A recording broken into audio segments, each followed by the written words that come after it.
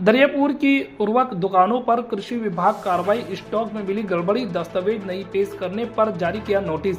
बुरहानपुर कृषि विभाग की टीम ने गुरुवार दोपहर 12 बजे ग्राम दरियापुर में उर्वरक दुकानों का औचक निरीक्षण किया। जांच के दौरान कई दुकानों में नियमों की अनदेखी और रिकॉर्ड में गड़बड़ी मिलने पर विभाग ने कार्रवाई की प्रक्रिया शुरू कर दी है। उप संचालक मनोहर देवके ने बताया कि निरीक्षण के दौरान कई दुकानों पर पंजी का सही तरीके से साधारण नहीं किया गया था। दुकानों में स्टॉक रजिस्टर नहीं मिले। दुकानदारों द्वारा कंपनी से मिलने वाले उर्वरकों की मासिक रिपोर्ट उपलब्ध नहीं कराई गई, जो नियमों के विपरीत है। नोटिस जारी कर जवाब मांगा गया है।